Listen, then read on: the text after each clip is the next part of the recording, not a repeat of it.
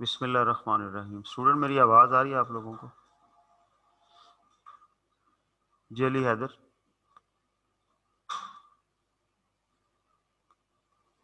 जी sir, आ रही, बिल्कुल clear आवाज़ आ रही। ओके, अच्छा जी। आज कुछ बच्चों को मे भी इशू आ रहा हो, तो ये जो लेक्चर है ये हम इंशाल्लाह ताला अपलोड कर देंगे, पूरा लेक्चर ही, क्योंकि वो मुहर्रम की वजह से नेटवर्क बंद किया हुआ उन्होंने, पीटीसीएल टेलीफोन बंद है, यानी कि तो सिम वाले नेटवर्क नहीं ज़ाहिर चल रहे होंगे।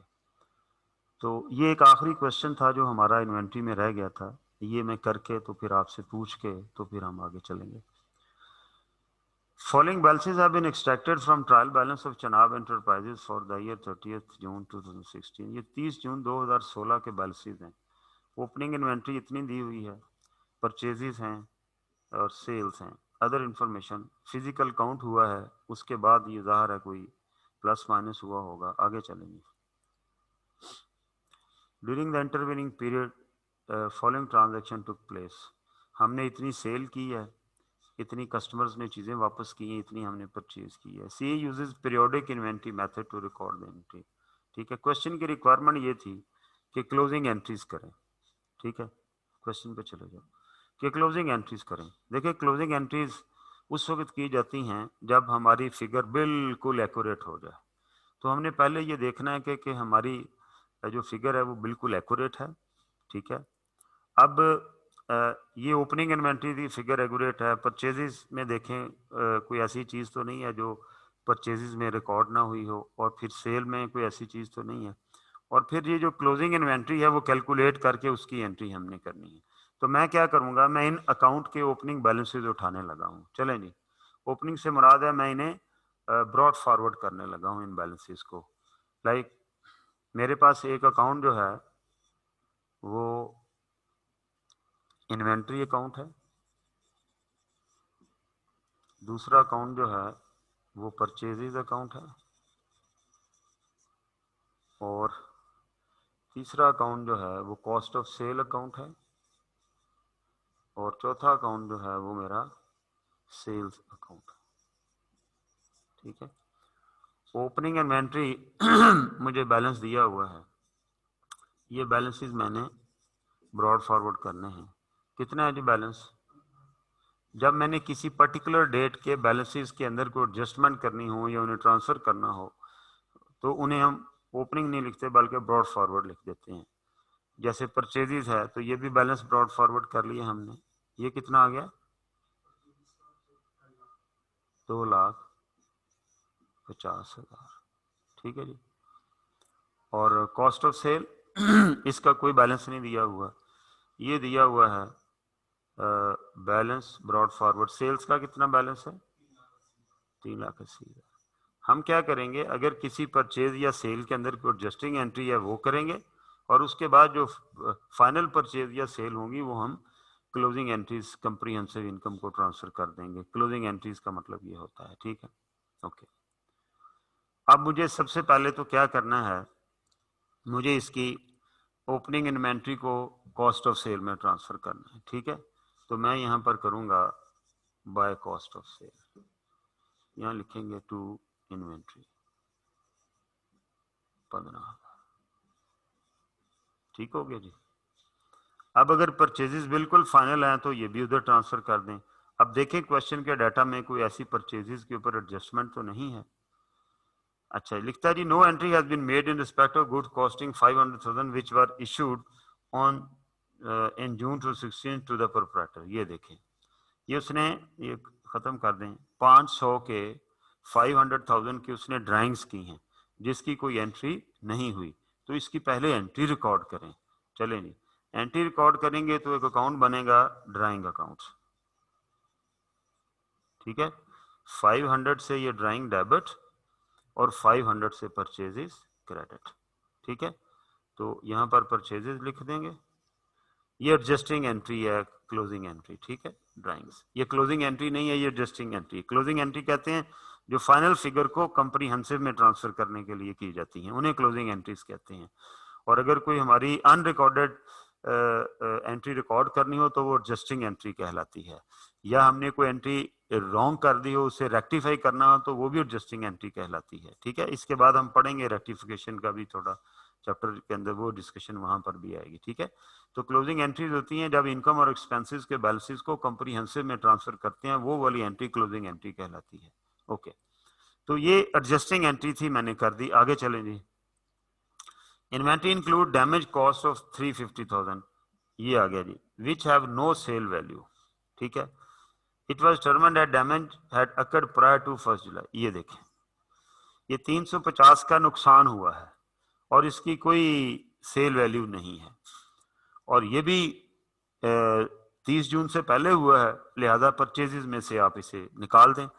अगर आपने इसको एबनॉर्मल लॉस ट्रीट करना है तो इसकी एंट्री करेंगे, नॉर्मल लॉस ट्रीट करना है तो इसकी कोई एंट्री ट्रीट नहीं करेंगे। क्योंकि डैमेज लिखा हुआ है, it includes damage inventory costing, तो डैमेज आमतौर पर हम एबनॉर्मल लॉस लेते हैं, लिहाजा हम क्या करेंगे, हम इसे यहाँ से निकालेंगे और किधर ले जाएंगे, एबनॉर्मल लॉस अकाउंट में ले जाएंगे। चलें जी, ये भी एंट्री कर दें 350 की, ये रहा, यहां से निकला 350। ठीक है, और एबनॉर्मल लॉस अकाउंट में चला गया। ठीक है, अब एबनॉर्मल लॉस अकाउंट में नीचे बना देता हूं यहां पर, एक मिनट।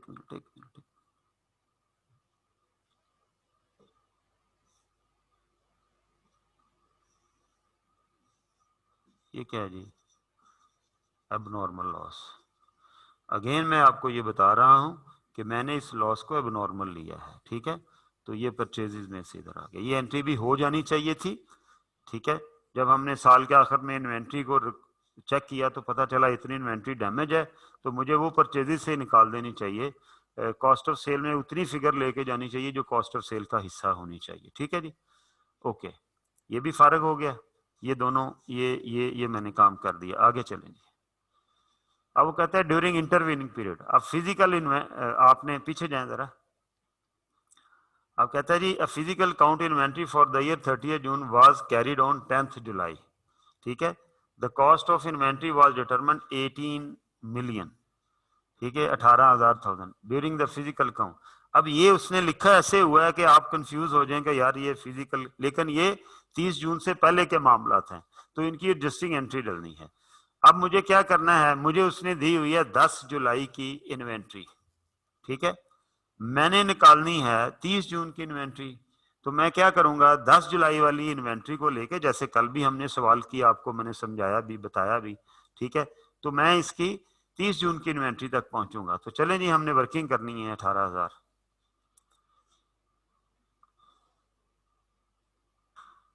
शीट चाहिए, ऊपर कर लो इसको। चलो ठीक हो गया, ठीक हो गया, इट्स ओके। यहाँ कर देते हैं, ये आ गया। यहाँ पे मैं लिखूंगा इन्वेंट्री एज ऑन 10 जुलाई। ये कितनी होगी जी? 18,000। अब ये बाद में इन्वेंट्री की गई है, तो मैंने कल आपको क्या सिखाया है, जब इन्वेंट्री बाद में की जाए तो वो जो इंटरवीनिंग पीरियड बाद वाला है उसकी जो नेट कॉस्ट ऑफ सेल है वो हमने ऐड कर देनी है और नेट परचेजेस लेस कर देनी है, ठीक है। तो क्या करेंगे, ऐड कर देंगे यहां पर, add net cost of sale of intervening period, ठीक है जी। अब वो देखें कितनी बनती है। अब नेट सेल निकालें, ये आ गई सेल 12,000 नहीं 12,000 नहीं है, ये सेल दी हुई है 12,000 सेल है, और cost of goods return by customer, ये देखें इनकी कॉस्ट दे दी हुई है, ठीक है।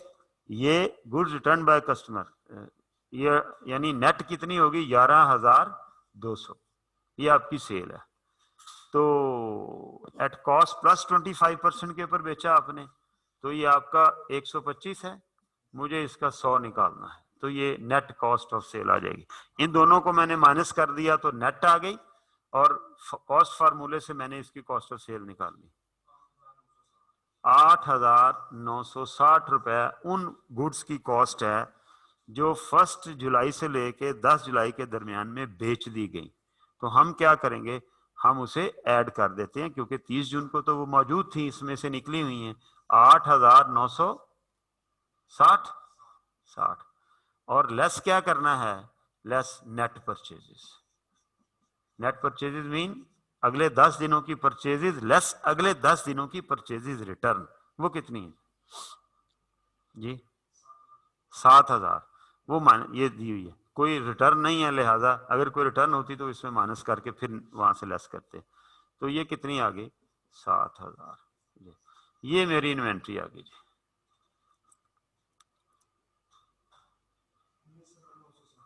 19,960, ठीक है, ये आ गया जी एज ऑन 30 जून। अब इसके अंदर डैमेज स्टॉक भी शामिल है, क्योंकि वो आपने जब स्टॉक टेकिंग की तब आपको पता चला कि जिसमें डैमेज है। वो कितना है जी? 350। वो मैंने माइनस कर दिया 350, तो बाकी क्या बचा जी? 19,610। ये मेरा एक्चुअल स्टॉक है, ठीक है। अब क्यों मैं इतना क्यों ले रहा हूं, क्योंकि 350 तो मैं पहले परचेजेस में से निकाल चुका हूं, ठीक है। अब मैं क्या करूंगा, क्लोजिंग इन्वेंट्री की एंट्री करूंगा। अब मेरी क्लोजिंग एंट्री शुरू हो गई। अब जरा ये देखिएगा, ये देखिएगा, सबसे पहले मैं परचेजेस,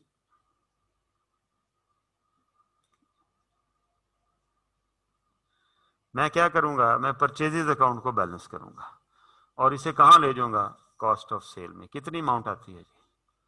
2,49,150। ये क्रेडिट हुआ, और कॉस्ट ऑफ सेल 2,49,150 ये डेबिट हो गया। ये क्या है, परचेजेस, ओके। उसके बाद ये अब नॉर्मल लॉस। अच्छा, अब मैं क्या करूंगा, मैं इसको, अब सारे अकाउंट रेडी हैं क्लोजिंग एंट्रीज के लिए, इसमें से मैं 19,610 का स्टॉक जो है वो इन्वेंट्री अकाउंट में ले जाऊंगा, ठीक है। ये 19,610। अब क्या करें, अब ये आया कॉस्ट ऑफ सेल से, उसको वो ट्रेडिंग लिखता है, कल भी बताया था मैंने आपको, ठीक है।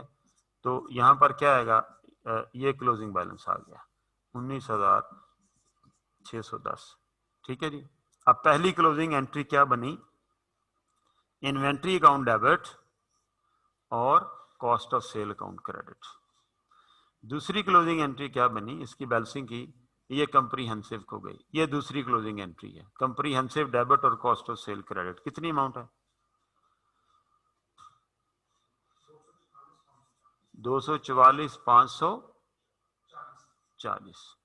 ये एंट्रीज हम अलहदा जगह पे भी लिखेंगे, ठीक है। तो साथ साथ लिखते जाए एंट्रीज, ऊपर कर लो इसको थोड़ा सा।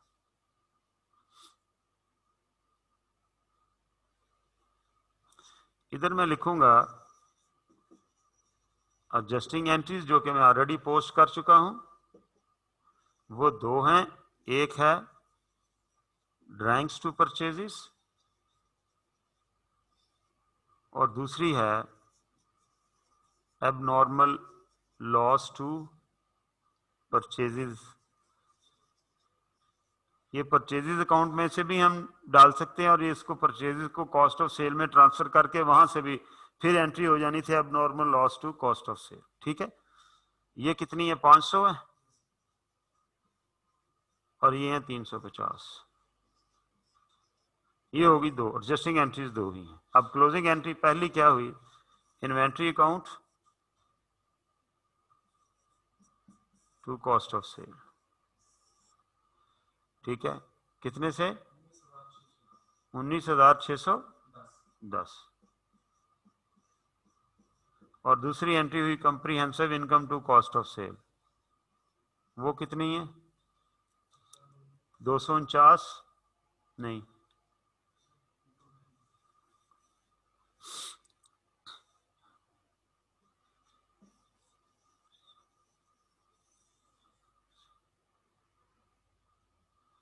दूसरी एंट्री एक्चुअली परचेजेस की ट्रांसफर की हुई है। वो एंट्री होगी cost of sale to purchases 249,150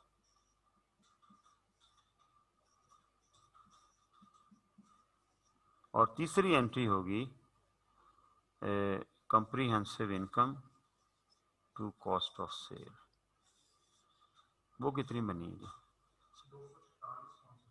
वो ऊपर हमने कैलकुलेट की हुई है ना।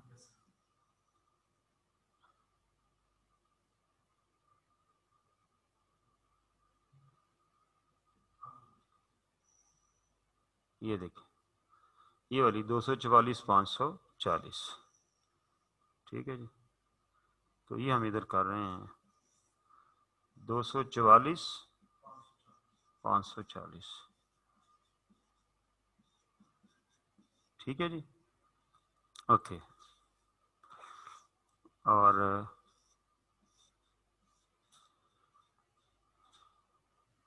उसके बाद हमारी नेक्स्ट एंट्री है सेल्स को ट्रांसफर करने की। वो सेल्स टू कंप्रीहेंसिव इनकम, ये सेल अकाउंट का बैलेंस ट्रांसफर कर देंगे। बस मेरा ख्याल यही आखिरी एंट्री थी। 3,80,000, 3,80,000 और बाकी तो क्लोजिंग बैलेंसेज हैं, ठीक है। ये देखें, ये देखें, ये क्लोजिंग एंट्री होगी, ये कंप्रीहेंसिव इनकम में 3 लाख, ये जो आखिरी एंट्री मैंने की, ठीक है। और ये क्लोजिंग बैलेंस है 500 का, ये एंट्री नहीं है। और एबनॉर्मल लॉस को भी ट्रांसफर करना है, ये भी कंप्रीहेंसिव, ये भी क्लोजिंग एंट्री में जाएगी 350, ठीक है। इसकी भी एंट्री नीचे लिख दें। और ये भी क्लोजिंग बैलेंस है इन्वेंट्री का, इसकी एंट्री कोई नहीं होनी, ठीक है, ये वाली। और एक एंट्री रह गई, वो हम कर देते हैं, वो आएगी एबनॉर्मल लॉस क्रेडिट और कंप्रीहेंसिव इनकम डेबिट, ठीक है। ये भी क्लोजिंग एंट्री है, comprehensive income to abnormal loss, वो अकाउंट नील हो जाएगा 350 से, और वो भी कम, ये सारा कुछ कंप्रीहेंसिव इनकम में ट्रांसफर हो गया। किताब वाला इसकी एक कंपाउंड सी एंट्री बना देता है, लेकिन आई डोंट थिंक सो कि वो ज्यादा बेहतर अंडरस्टैंड। क्यों जी, समझ आ गई आप लोगों को? हैंड रेज करें, शाबाश, जरा हैंड रेज करें, शाबाश, जिन लोगों को समझ आ गई है। कितने लोग हैं?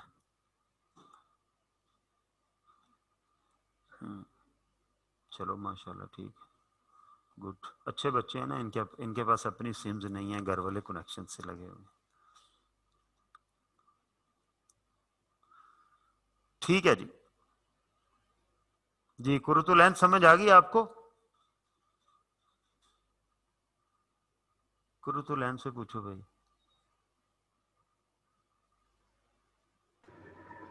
जी सर, सर समझ आ गई है। Very good. ये नूरुल लैंड से पूछें जी, नूरुल लैंड से पूछें, कुरुतु लैंड, नूरुल लैंड। जी सर बिल्कुल समझ आ गई है। गुड। अली ख्वाजा से पूछो भाई। जी अली ख्वाजा समझ आ गई है? जी सर समझ आ गई है। चलो सुफियान से पूछो यार जरा।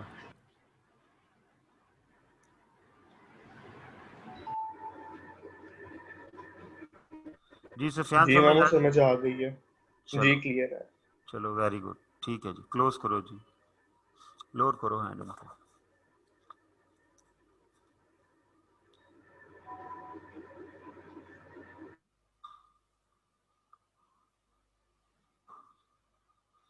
अच्छा जी, अब इसमें हमने कल इनको शॉर्ट ऑब्जेक्टिव भी दिए थे। हाँ जी, ऑब्जेक्टिव क्वेश्चन में किसी का कोई प्रॉब्लम है तो वो शेयर कर सकते हैं, वरना फिर मैं आगे मूव करूं।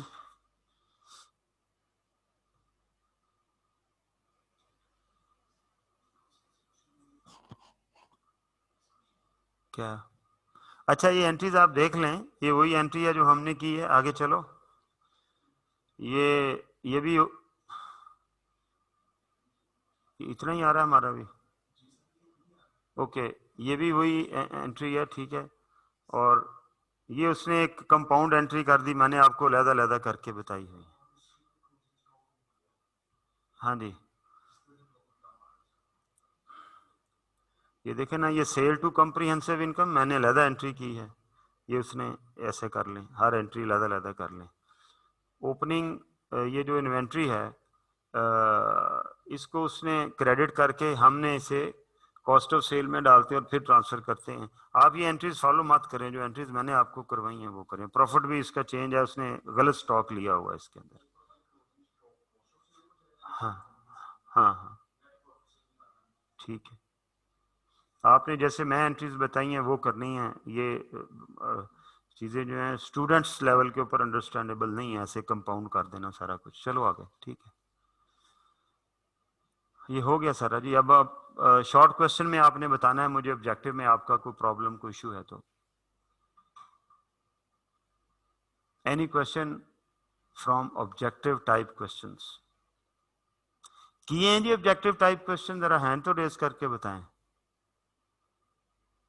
कितने लोगों ने किए हैं ऑब्जेक्टिव टाइप क्वेश्चन?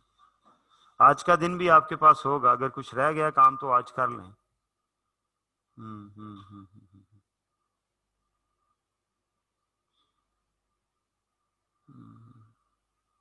बस जी, पढ़ने वाले बच्चे आज इसको मैक्सिमम आज इसको कवर करें, ठीक है। इन्वेंट्री के अंदर कोई भी इशू रह गया है उसको आज कवर करें, और कल फिर एक दफा आप लोगों से पूछूंगा कि कोई इसमें प्रॉब्लम है किसी क्वेश्चन में, किसी ऑब्जेक्टिव क्वेश्चन में, किसी थ्योरी के पैरे में, तो आई विल एक्सप्लेन दैट, ठीक है।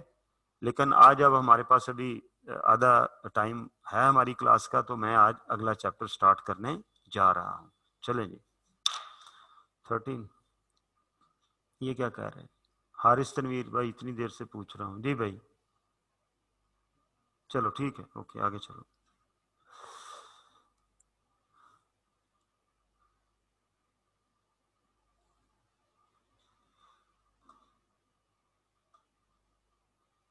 इसके ऑब्जेक्टिव बहुत इंपॉर्टेंट हैं, ये आपने करने हैं, और अगर कोई मसला हुआ तो मुझे बताना है। अच्छा जी, हम चैप्टर नंबर 13 शुरू कर रहे हैं। मेरा इसके टाइटल पे इख्तलाफ है, ठीक है। इसका जो है ना वो टाइटल होना चाहिए, इसका टाइटल ये होना चाहिए, इसका टाइटल पार्टनरशिप अकाउंट्स नहीं होने चाहिए, इसका टाइटल ये होना चाहिए इंट्रोडक्शन टू पार्टनरशिप अकाउंट, ठीक है जी। क्योंकि ये पार्टनरशिप अकाउंट है नहीं। पार्टनरशिप करने के लिए आपको कम से कम 3 वीक्स चाहिए होते हैं।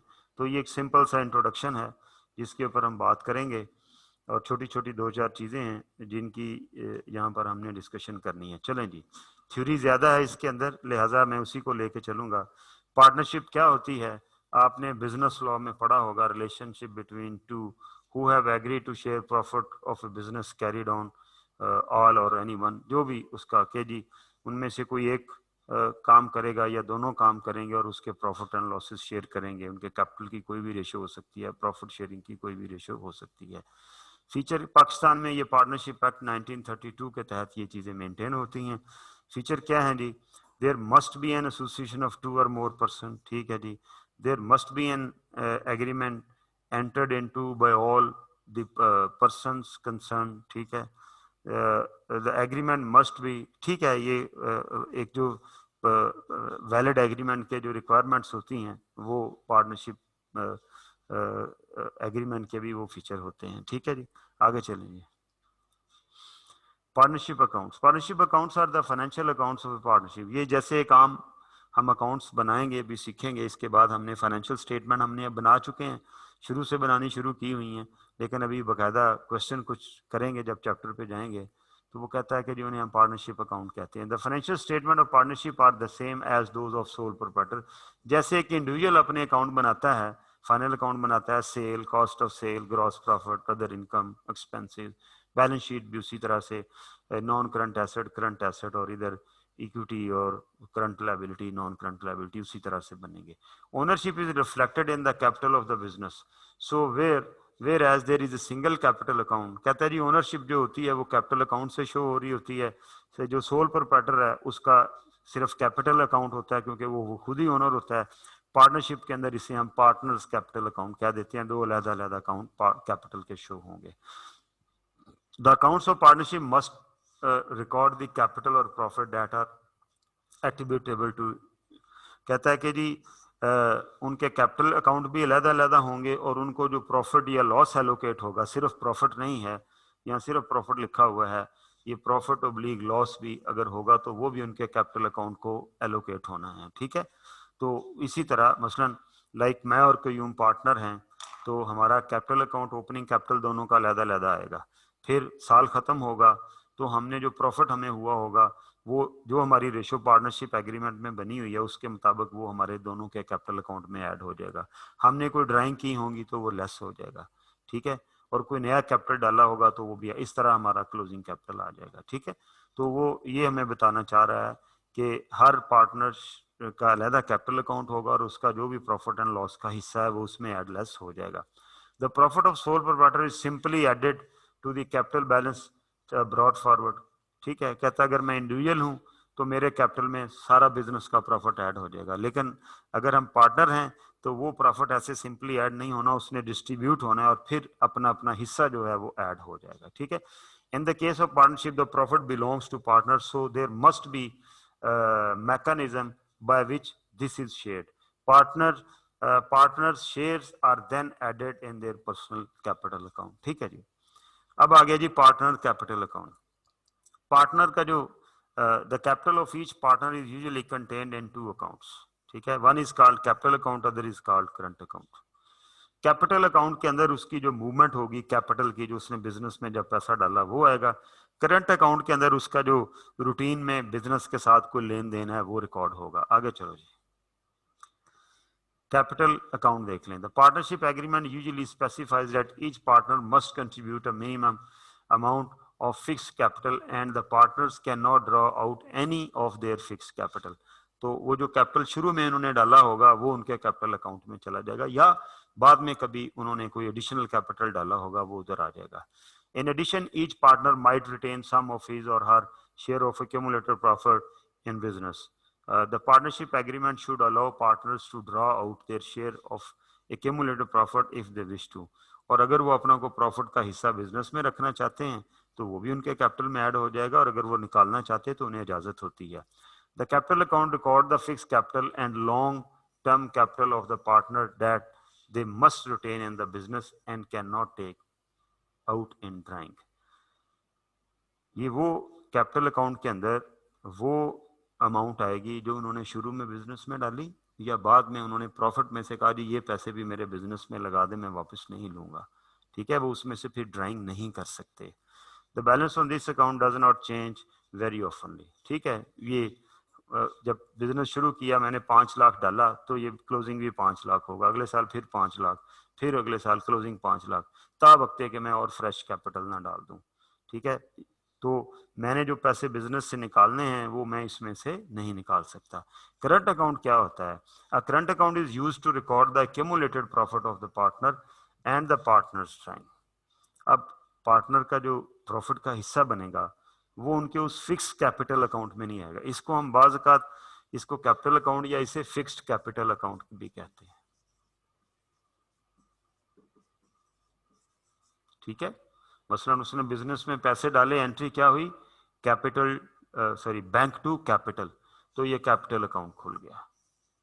ठीक है, ये इसमें 5 लाख रुपया क्रेडिट हो गया बैंक में। अब इसका क्लोजिंग बैलेंस भी यही रहा 5 लाख। अगले साल फिर ओपनिंग 5 लाख, फिर क्लोजिंग 5 लाख, ये चलता रहेगा। कोई प्रॉफिट या ड्राइंग इसमें एड लेस नहीं होनी। ड्राइंग वो पैसे हैं जो बिजनेसमैन जाती इस्तेमाल के लिए है, वो किस अकाउंट में ट्रीट करने हैं, वो करंट अकाउंट में ट्रीट करने हैं। ठीक है, यानी बिजनेस को जो प्रॉफिट होता है वो प्रॉफिट कंप्रीहेंसिव इनकम से डायरेक्ट पार्टनर्स के करंट अकाउंट में चला जाता है। ठीक है, एंट्री क्या हो जाती है, फर्ज करें बिजनेस को प्रॉफिट हुआ है तो कंप्रीहेंसिव में क्रेडिट बैलेंस आएगा ना। ठीक है, sale minus expense, gross profit और फिर एक्सपेंसिव। तो वो जो प्रॉफिट है वो अल्टीमेटली फिर वो कंप्रीहेंसिव इनकम ने डेबिट हो जाना है, वो नील हो गई, और कुछ पोर्शन उसका एक पार्टनर के करंट अकाउंट में चले जाना है और फिर दूसरे में चले जाना। देखें, जब बिजनेस को प्रॉफिट होता है ना तो हम ये एंट्री करते हैं, comprehensive income to current account partner A और फिर to current account partner B. फर्ज करें बिजनेस को 1000 रुपया प्रॉफिट हुआ, दोनों 50-50 हैं, तो 500 इधर चला गया, 500 इधर चला गया। तो ये जो अकाउंट बनेगा, जब ये एंट्रीज पोस्ट करूंगा तो क्या होगा, ये एक करंट अकाउंट बनेगा, इसमें ये 500 क्रेडिट होगा, और ये कहां से आएगा, कंप्रीहेंसिव इनकम में से आएगा। ये क्या कहलाता है, ये उसका करंट अकाउंट कहलाता है। ठीक है, तो इसमें क्या होगा, profit of from the business होगा। अगर उसने कोई ड्राइंग की है तो वो भी इसी में जाएंगे। ठीक है, तो सारा साल ड्राइंग वो करता रहेगा, हम ड्राइंग अकाउंट को डेबिट करते रहेंगे, और साल के आखिर में ड्राइंग अकाउंट क्रेडिट होके वो करंट अकाउंट में डेबिट हो जाएगा। ठीक है, तो अल्टीमेटली इस तरह से ये अकाउंट जो है करंट अकाउंट के अंदर ये चेंज होता रहेगा, फ्लक्चुएट होता रहेगा। बाज़ औक़ात इसे फ्लक्चुएटिंग कैपिटल अकाउंट भी कहते हैं, ये वाला जो अकाउंट होता है। आगे चलें जी,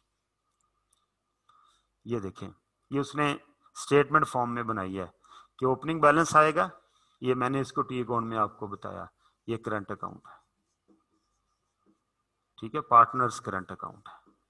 ये ओपनिंग बैलेंस इधर आ गया, प्रॉफिट का हिस्सा जो इसके हिस्से आया वो इधर क्रेडिट हो गया। ओपनिंग बैलेंस फर्ज करें उसका 500 था, प्रॉफिट इस साल उसके हिस्से में 1200 आया, ड्राइंग उसने ले ली 700 की, तो यहाँ पर उसका क्लोजिंग बैलेंस कितना आ जाएगा, 1000 आ जाएगा।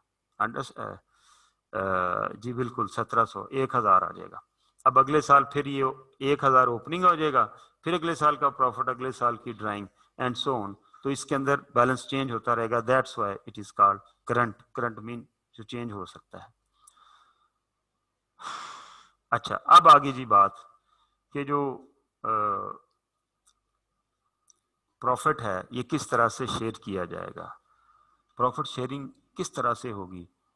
प्रॉफिट शेयरिंग रेशो किसे कहते हैं, नोशनल सैलरी एंड कमीशंस क्या होते हैं, notional interest on long term capital क्या होता है, गारंटेड मिनिमम प्रॉफिट शेयर क्या होता है, प्रॉफिट ड्राइंग अर्निंग, ये सब कुछ जो है वो अल्टीमेटली क्या होता है। ठीक है, तो आगे चलो जी,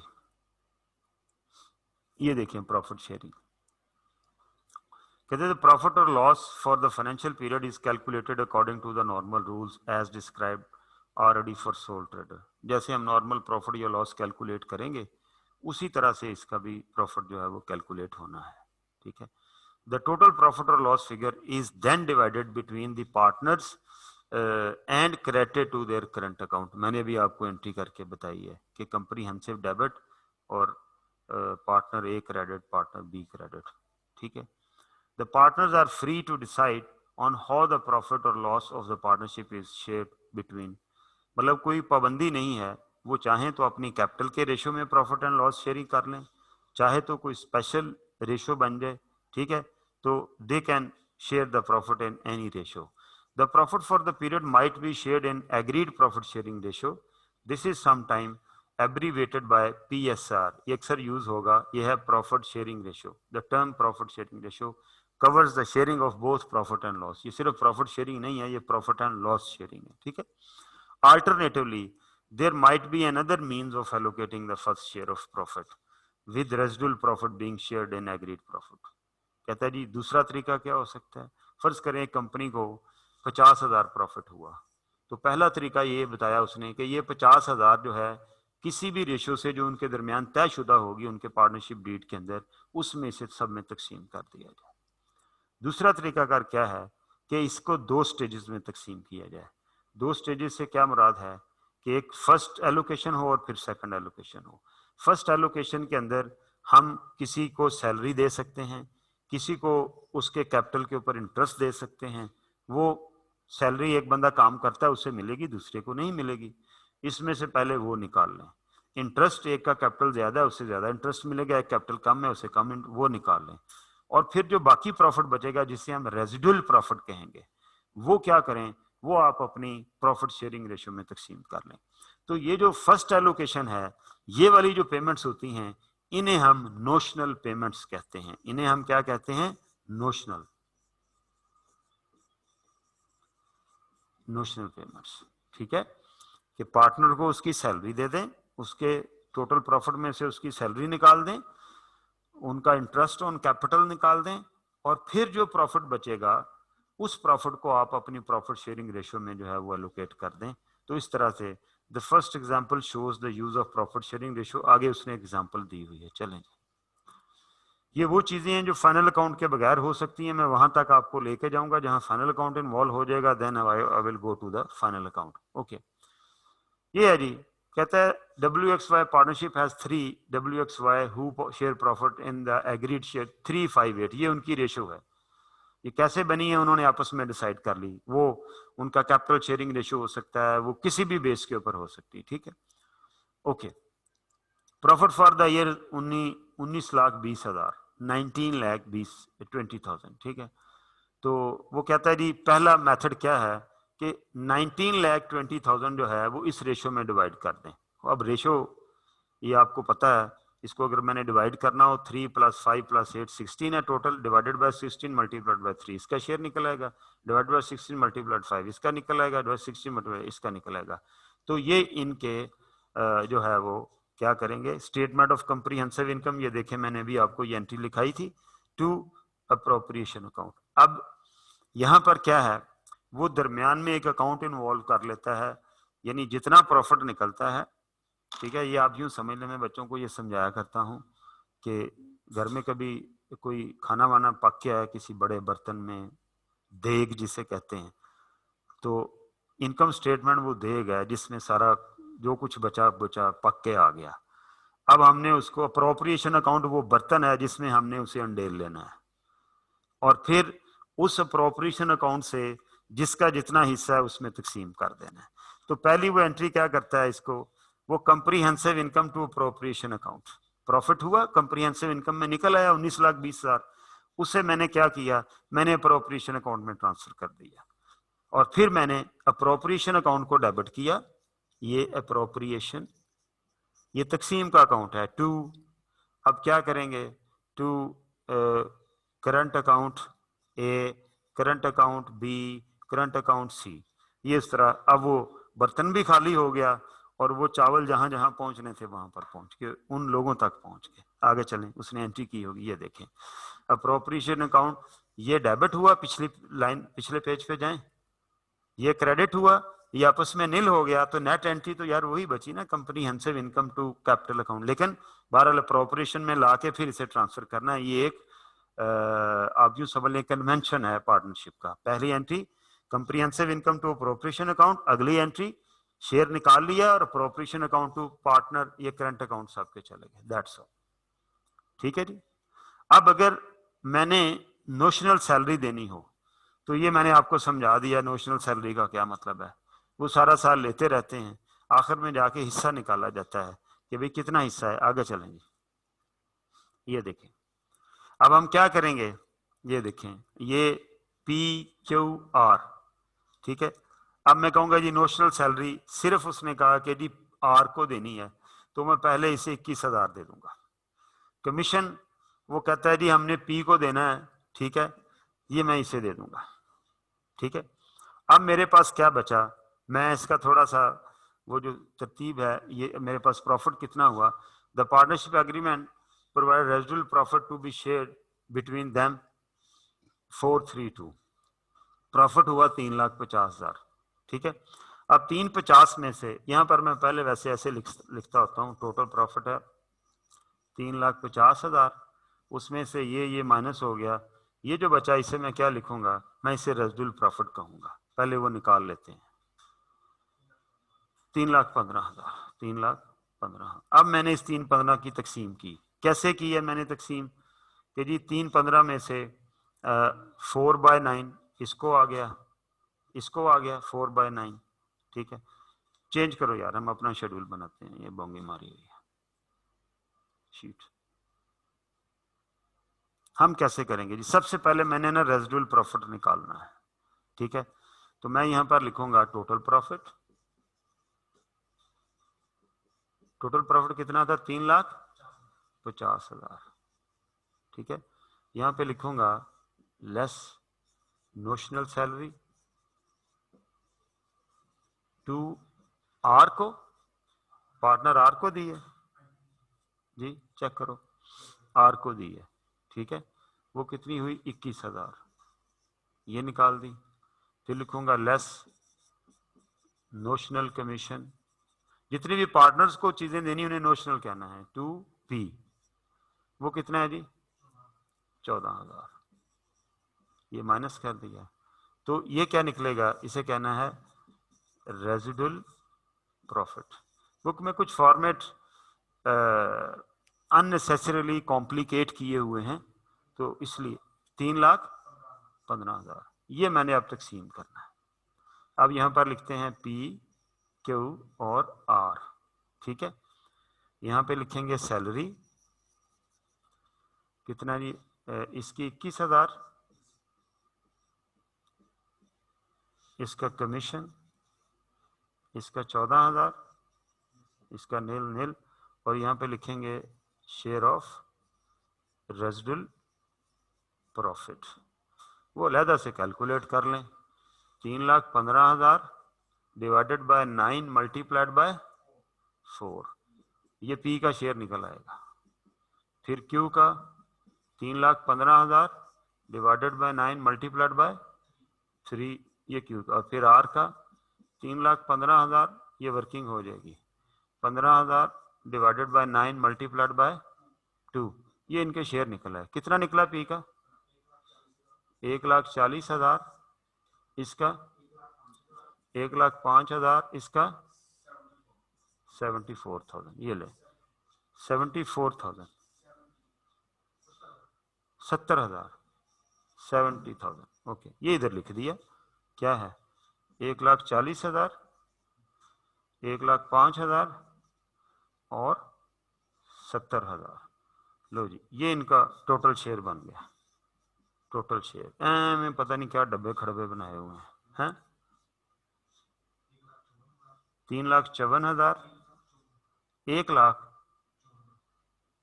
यार 14,000 है, ओहो बाबा जी की लिखाई बहुत ही खराब हो गई है।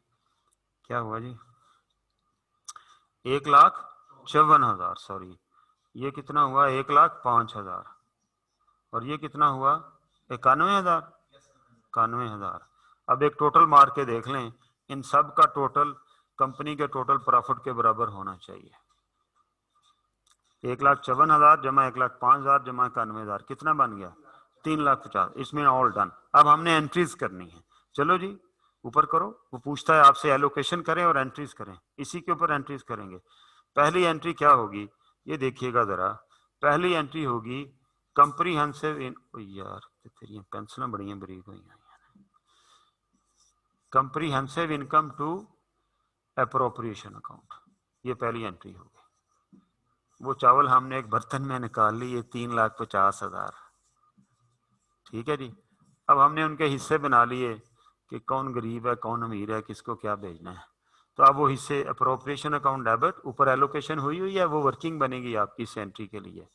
टू हम लिखेंगे करंट अकाउंट ए पार्टनर जो मर्जी लिख लें यहाँ, current account B partner to current account C partner, कितना कितना जी, इसका बना 1,54,000, इसका बना 1,05,000, इसका बना 91,000 और ये बन गया 3,50,000। ठीक है जी, अप्रोप्रिएशन अकाउंट नील हो गया। ठीक है, अगर कभी ऊपर करो, कभी वो अप्रोप्रिएशन अकाउंट भी बनाना क्या देता है, करो ऊपर जरा, तो हम क्या करेंगे, ऐसे करेंगे, ओ ये रहा अप्रोप्रिएशन अकाउंट, पहले इसमें ट्रांसफर हुआ, ये क्रेडिट हो रहा है 3,50,000। ठीक है, ये कंप्रीहेंसिव से आया और फिर ये 1,54 से ये डेबिट हो रहा है ना, लेकिन कैसे कैसे, 1,54,000 से, एक 5,000 से और एक 91,000 से। यहाँ पर हमने लिखना है कैपिटल पी कैपिटल, वो मैंने ABC लिख दिया, सॉरी यार, ये PQR थे पार्टनर्स के नाम। ठीक है, PQ और कैपिटल R, लो जी ये अकाउंट नील हो गया। बताएं इसमें क्या चीज़ है मुश्किल, लूडो की तरह ये खेलना ही है, बस आगे चलें। चलो जी देखें आगे क्या हुआ। ये हो गया जी, प्रॉफिट का शेयर हमने डाल दिया, ये तकसीम कर दिया, पीछे करो जरा, ये देखें ऐसे ही निकाला हमने भी, लेकिन हमने ये इतना बड़ा लंबा चौड़ा हिसाब किताब नहीं बनाना, हमने आराम से टोटल में से पहले नोशनल शेयर निकाल देने हैं और फिर बाकी को तीनों की रेशो में तकसीम कर देना है, अल्लाह अल्लाह, और उनका टोटल लगा लेना है। चलो जी आगे चलते हैं। ये क्वेश्चन आप लोग घर से अटेम्प्ट करके आएंगे, प्रैक्टिस क्वेश्चन शुरू हो गए, ये प्रैक्टिस क्वेश्चन आप लोग घर से अटेम्प्ट करके आएंगे और मेरा ख्याल है यहाँ क्लोज कर देते हैं, इन्होंने पिछला काम करना है, इन्वेंट्री वाला कुछ काम रहता है, कल इंशाल्लाह ताला हम इससे आगे चलेंगे कि अभी काम यही है, लेकिन कुछ नोशनल पेमेंट और भी होती हैं सैलरी और कमीशन के अलावा, कल हम उनके ऊपर भी बात करेंगे। ठीक है जी, okay, thank you very much जी, गॉड ब्लेस यू ऑल। लेकिन प्लीज़ ये 8-10 दिन जो है ना, हर चीज़ छोड़ छाड़ के ना पढ़ाई के पीछे पड़ जाएं, ये 10 दिन अच्छे लगा लेंगे तो इंशाल्लाह ताला रिजल्ट भी अच्छा आ जाएगा। आपने हमने मिलजुल के बहुत मेहनत की, आप लोगों ने ज़्यादा की है, हम तो खैर हमारा तो काम है, तो इसके रिवार्ड का टाइम है, अगर ये 10 दिन आपने ज़ाया कर दिए तो रिवार्ड हाथ से निकल जाएगा। तो खुदा के लिए हर चीज़ छोड़ के, फ़ोन बंद करके, सब कुछ छोड़ छाड़ के, सिम निकाल के फेंक दें कहीं, 10 नहीं, वो लेक्चर पढ़ने होते हैं, मतलब लेक्चर पढ़ के फेंक दिया करें, फ़ोन ऑफ कर दिया करें, एरोप्लेन मोड पे लगा दिया करें। जी कुरुतुलैन क्या कह रही है, जी कुरुतुलैन? सही, स्लाइड ग्रुप में शेयर कर दीजिएगा। जी जनाब कर देते हैं, कर दो जी, ग्रुप में शेयर कर दें। हम आज का लेक्चर शेयर कर रहे हैं, बेसिकली लोड अपलोड कर रहे हैं, क्योंकि मे भी कुछ बच्चों को आज मुहर्रम के ऐसे नेट कनेक्शन का प्रॉब्लम हो, और ये भी हम ग्रुप में शेयर कर देते हैं। ठीक है जी, ले जी, गॉड ब्लेस यू ऑल, कल इंशाल्लाह इससे आगे चलेंगे, लेकिन प्लीज़ प्लीज़ प्लीज़ आज आपने इन्वेंट्री को क्लोज कर लेना अच्छे तरीके से, और इसको भी क्वेश्चन को देख करके आना, ये प्रैक्टिस 1 कर लेंगे तो यहाँ तक जो पढ़ा है ये सारा क्लियर हो जाएगा। थैंक यू जी, गॉड ब्लेस यू ऑल।